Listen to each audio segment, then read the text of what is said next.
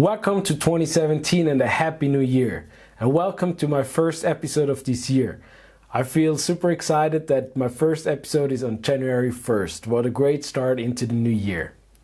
Now, last week I talked to you about how you can supercharge your application. Now, some of the feedback I received was that the message was good, but mainly if you're a developer. So today I was thinking about what I could tell to the people that are system integrator and mainly serve the small businesses. Because throughout my job at Microsoft, I often hear concerns from them where they say, where is our place in this fourth industrial revolution? Where do we go from now?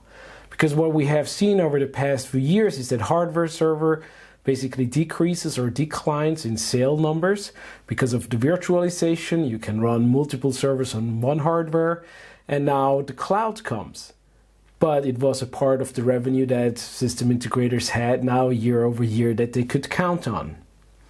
And change is hard, it's not always easy, and so a lot of people are concerned and are not really sure how they can make sure that their businesses can drive, can grow, and stay relevant in the future.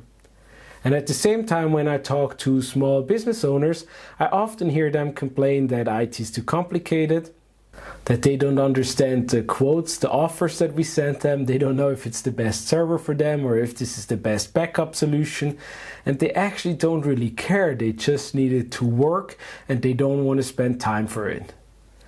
And they don't really want to make the investment. They don't want to think, okay, where do I put the server? Where do I do the network rack? And then you have a dedicated room and you pay for the room and all this, and it's just too much. And they just want to, it has to run. And the rest, they don't want to care. And that is basically where you can come in as a system integrator. You can jump in and take that away from them thanks to the cloud and modern technology. In the past, Microsoft had a product called the Small Business Server. This one was basically designed where you had all-in-one, like an all-in-one printer. You didn't need different systems or anything. And now in the cloud, we offer, or Microsoft is offering, a thing called the SMB Blueprint.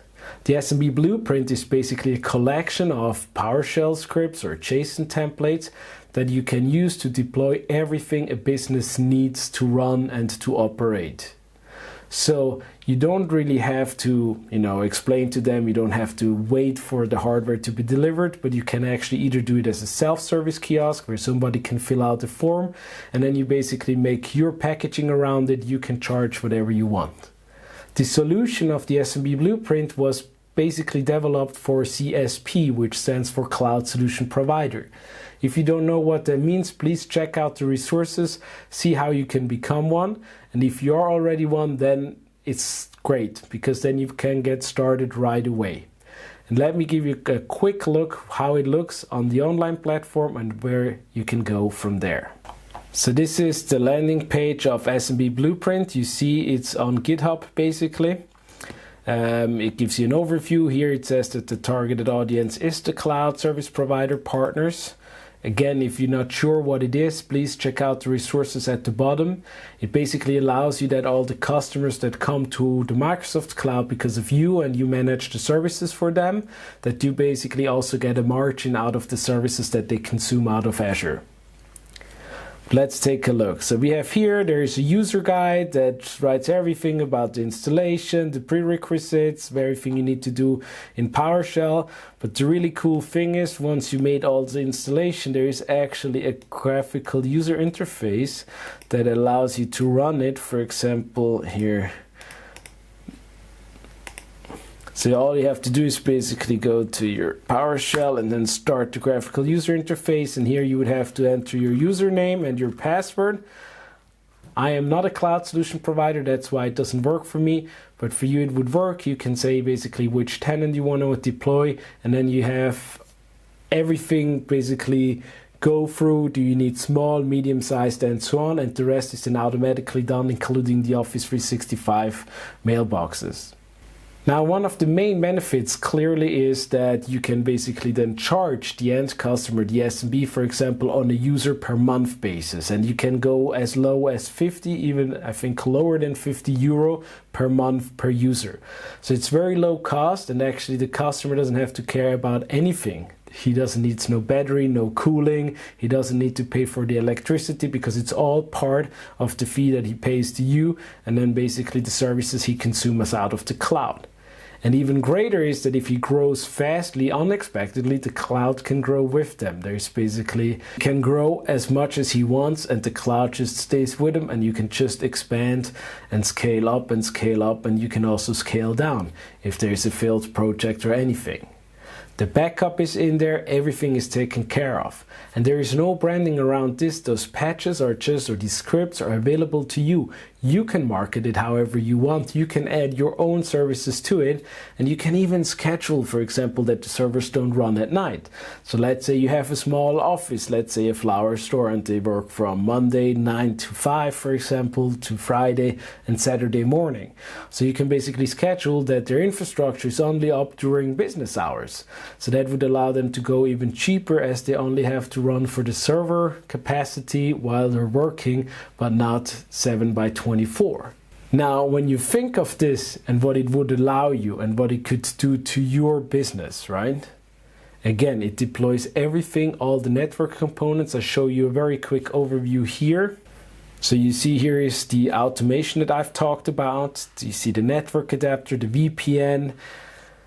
And this brings a lot of new features, things like single sign-on for the customers for thousands of cloud applications just out of the box, like features he wouldn't have traditionally with his on-premise solution.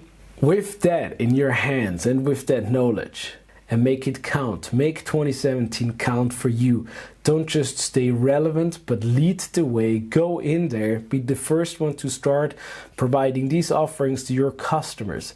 I've even heard from some of the SMB owners that they even would like to just pay a fixed amount per user, and that should also include the desktop. That is maybe a little bit far stretched, but ask a bank. Maybe somebody would be willing to finance it. There is programs where you can finance the next iPhones, and you always get the new iPhones. And I think Microsoft is offering the same for enterprise agreements with the Surfaces, for example, in the United States. So really think outside of the box, think what is important to them. And important to them is not to sit on top of a server rack or to do that, but for them it's important to do their business and focus on what they want to do. If it's fixing cars, baking things, selling flowers, whatever it is, but that's what they're passionate about and that's what they want to do. So jump in and take everything else away for them and give them a very easy option to pay for it, to actually know what they pay for and actually run their budgets. And for you, you can go super fast time to market. I said in the beginning, you don't have to wait and see which servers are in stock or not. You just click a few mouse clicks, enter a few names, and that's it, and you deploy. So I hope this is of value for you. I hope this gives you also an idea where it could go in your business, how you can make up for the losing business with server sales in the future, and how you not just stay relevant but really can lead this transformation, how you can make a unique selling proposition for your business and really go ahead and make 2017 count. I also want to thank everybody that gave me feedback for my last one. It's always really great to hear feedback, to get better. You see, I'm also playing around with different recording techniques, and I also find my way a little bit. So if you have a favorite show, please let me know so I know what is helpful to you, so that I invest the time on the right places. So thank you very much. I wish you really a super successful 2017 in your personal life, but also for your business. Thank you.